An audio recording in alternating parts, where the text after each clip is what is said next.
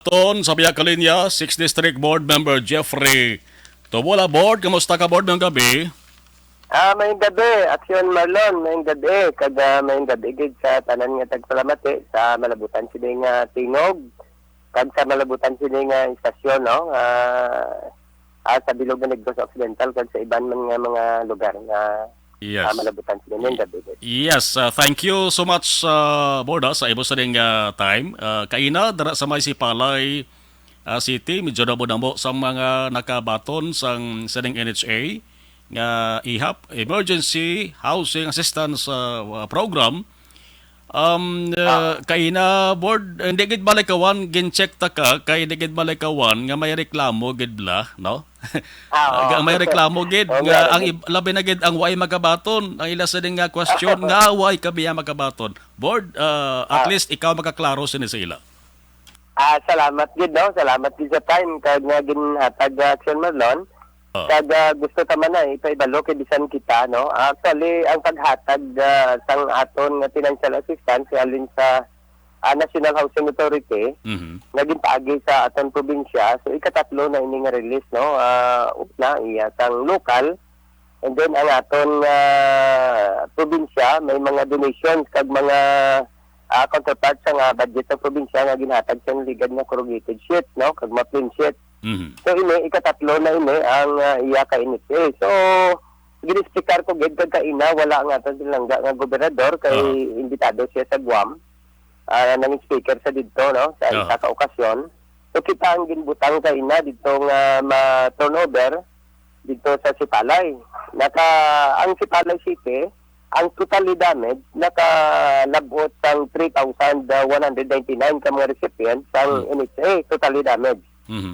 So, Aksyon Marlon, amo ni kakatabo, bisan sa kabantalan, na-misinterpret, no, sa ibang mga nahalitan sa bagyong Odette sang December 17, nga sila nahalitan, nga wala sila kaabil sinang 5,000. So, ang 5,000 nga lin sa NHA, ang tagaan diri guidelines, ang totally damage lang. So, buot silingon, mayara, ginmareklamo, kag ang ginahambal ko gani, pambalo nila ang ila katupad, ang ila kilala nga nagakaimon nga sila lang gintagaan sa 5,000. Kay wala sila kangok nga dapat ang partially damage hindi na makaabil sa sina nga 5,000. Basta natagaan naman na sila sa nagligad sa partially damage. Okay. But silingon board ang tag-iya niya sang totally damaged nga balay para sa Sipalay, taran-taran gid nga totally damaged nakabaton gid ya. Nakabaton gid. Actually, ang pagbaton nila sa nagligad nakabaton sila ang 17 barangays to kaina nga three cluster. Nakabaton gid ato sila tanan. Ang totally damaged lang. Okay. So sang nag-explain ka sa ila board, kumbinsido man sila atong way makabaton. So amo ni natabo kay actually kung ano sa eleksyon ang bati-bati ko medyo naghalit sa aton nga mga kandidato man nga ara subong sa posisyon. Tungod nga ang iba nagkaimon nga wala sila kay nagdamage sila. Ang sang bagyo way man ato pinilian ng bagyo wala man to na siling nga overseas abroad. May obra kag wala man to pinilian. Actually ang iban sadto wala na kay may mga may mga evaluation ang kada barangay nga ginapasa nga ina totally damage. So nadili din ng NHA actually sa ang before election pa ni sa iya tagtani kag tapos sa tong bagyong Odette. Correct. Ang budget sila na transfer na sa atong probinsya. Ang problema lang ang ginapasa sa kada LGU delayed kay tungod nga may problema amo tong siling mo kaina nga damo complain. So, ginbutangan sa kada LGU, sa grievance committee. Ang grievance committee, amo nang nagasalo sa problema nga tuod gid bala nga away sila pasa picture kag ginapangayo nga mapakilis para ma-identify sila nga na-damage sila. Pagkita nilang Sir Marlon nga may release na damo na nag-intrisar nga kami may damage man to. Okay. So, muna kag before the board gen release ining assistance halis sa NHA siguro kalabanan dara board nga mga nahalitan sa bagyo gan explain man sila kung ang proseso sini no. ang isa lang nga ang pares ang kabankalan actually amo ni sa Action Manlo no. Ang kabankalan lang wala ang nakaadil sa to sang corrugated sheet. So ang diri sa 6th district ang dakong ginahalit sang Odette, Bagyong Odette. So ang 6th district ang kabankalan lang wala nakaadil sa tong corrugated sheet. So nakaadil sila sining NHA. Okay. So ang NHA ginistikar na nga daan sa ilang ang gulpi lang nga pag-release diri ang kabankalan kay why sila nakibot sila nga may ara pagid dahil ka probinsya. Masiling nga bago lang. So, binistikar ni Gob, kay may mga kulang mga papilis, pabalik-balik kita sa NSA, sa National Housing Authority na kulang, kag iban may mga complain wala ang iban. So, ginpasugdan sa Grievance Committee, amo to na delayed, may ginpaapas nga pag-evaluate, pwede pa sila. Okay. So, muna nga ang nagreklamo sa to, nasabat ang ilang mga complaint. At least klaro board at least nakalaruhan kay bisan sa akon gani board kada report ko ni kada balita ko ni damo sa nagapamangkot sa akon sa communication kada pamangkot nila ginasabat ko man no nga amo nang nagakaigo nga proseso. Anyway, dara board sa Maya 6th district mention mo kabankalan tapos na ang ilog tapos naman. Ilog tapos na. Okay, kay na si Palay. Okay. Si Palay. Yes. Actually, ang Melon, ang kabankalan, mga 7,234 silang nakabel. Sa total damage, ang ilog, 2,944. Almost na 17 million ini. Yes. Ang ilog. Ang Sipalay kay na, mga 3,129, mga 15 million plus. Malapit 16 million ang ginatag. So, next week, ang Kawayan, Tuesday, sa aga. Tuesday. That's June 14. Ang Kawayan. So, ang iban duwa na lang dayon ka LGU o Banwa. Ang kanduni na lang kag ang hinubaan ko hindi ko kabalo kung madala sila or pila sila kabilog but hindi na tama kadamo. Okay. So, tatlo na lang ang talagaan nga LGUs, Kawayan, kanduni kag ining Banwa sa ginubaan, kag maubos-ubos na ning 91 million pesos board gagin alokar sa NHA para sa Negros Occidental.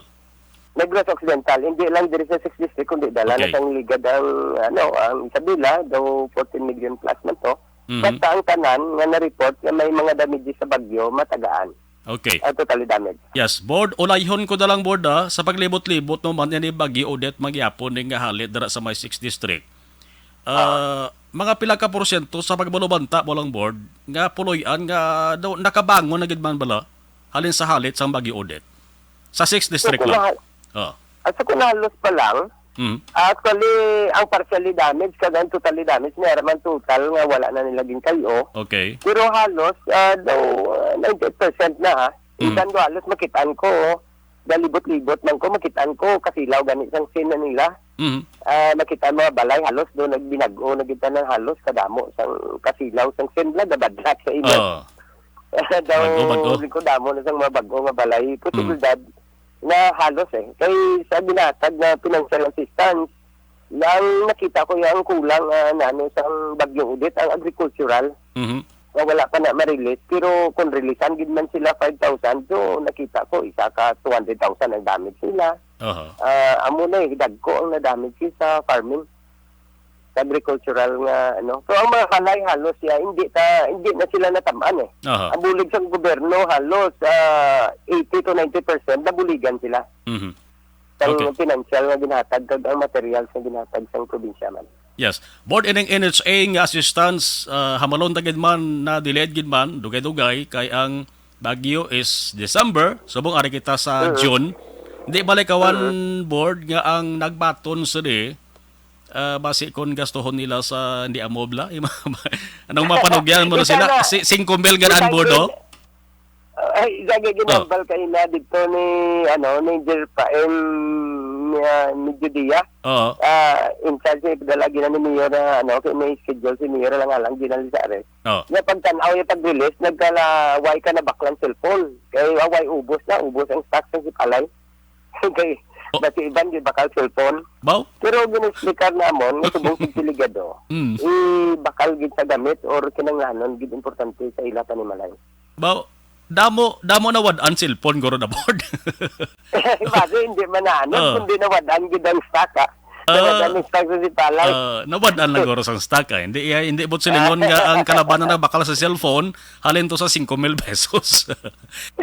Importante guro board ko na. Go ahead, board. Iya lang man na statement kayo na. Pero ang ginamon nga kung may sursubra sila kasi sa parente nila. Dati Correct. nakabakal sila corrugated shit.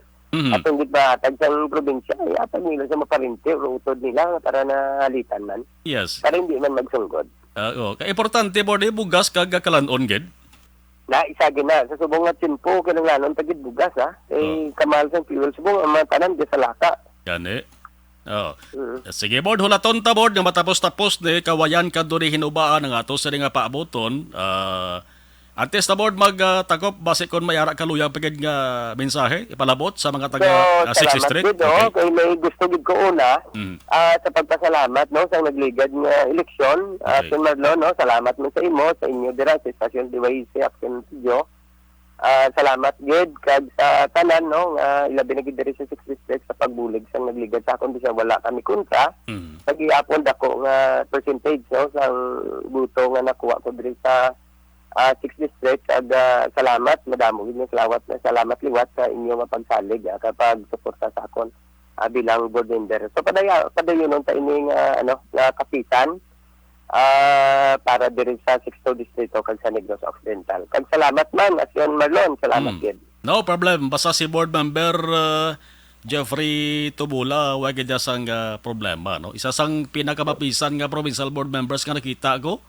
Dari sa Negros Occidental. Board, thank you gid sa time. Salamat gid kay Grant sa estasyon no. Salamat gid sa katapos ang DYC Action. Salamat gid. Ngayong gabi tanan. Mayong gabi. Action Firing Line. 6th District Provincial Board Member Jeffrey Tubula